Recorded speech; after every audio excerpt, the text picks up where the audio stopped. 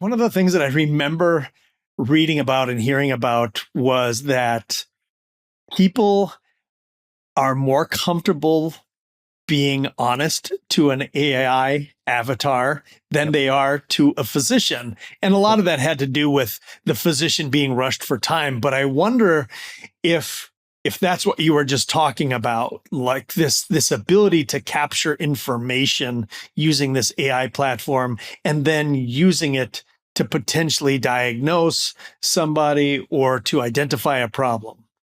Yeah, I mean, so we've heard that echoed as well, right? So one of our potential pilot clients coming up, we're in discussions with them, is a larger healthcare chain. I'll just say that. And they have issues with some of their ER patients not being honest with providers.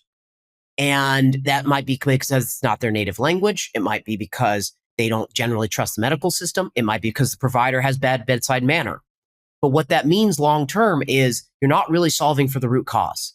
And when you don't solve for the root cause, you effectively just have this person going back and back and back and back.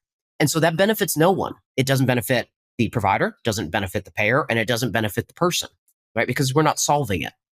So I believe that entirely. I think it's the stranger on the train effect, right?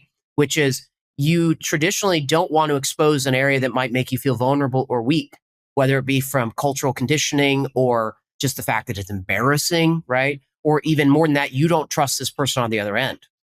Versus if I feel like I'm writing something down for myself, right? Or an AI bot that's not going to necessarily deliver this straight to the doc, right? So we don't necessarily deliver the records straight away. You can set those records for your comfort level of privacy. So you could do yourself only, you could do yourself and provider, you could do self and family, or everyone. And so what that means is you could use the tool to talk out your issues if you want, right? And you could use the tool to talk a record out and deliver it to your doc and vice versa and family, right? Because that way we can preserve, dignity is not the right word, but we'll preserve the ego in some context, right? Which is like you want to preserve your self-image. And so I totally believe what you just said. And I think it's probably been shown true across the board. It's funny when you hear from people just sitting on a plane, if you ask them what they do.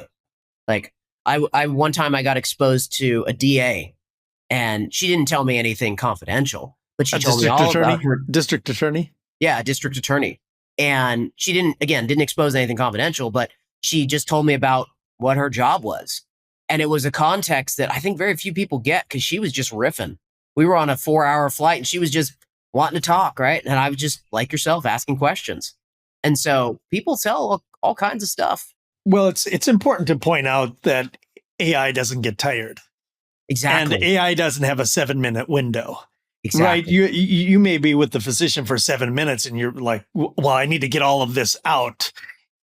And maybe some of the minor details are the ones that are more critical. Mm-hmm. And AI, if you're providing information to a bot, like you're saying, it can identify when something that you thought was minor is pretty significant. Right. And so a perfect example of that is we had a sit down with someone. Like I said, I did a lot of field research, and I sit down with someone whose dad was experiencing early Alzheimer's. And what he would do is he would wake up every morning at 6 o'clock and think it was 7 o'clock. And 7 o'clock is when he had breakfast. And so he would start calling his nurse. We're talking 20, 30 times over the next 20 minutes saying, it's 7 o'clock. Where's my breakfast? And she would say, Mr. So-and-so, it's 6 o'clock. It's 6:20.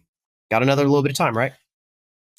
And this person actually, for me, said a perfect use case of this tool of your friend would be reminding him when he asks what time it is, tells him what time it is.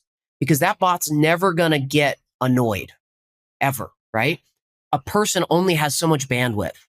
And when you think about someone in the context of like a facility caring for 20 people on a floor, right? A caregiver, a nurse, they're just human.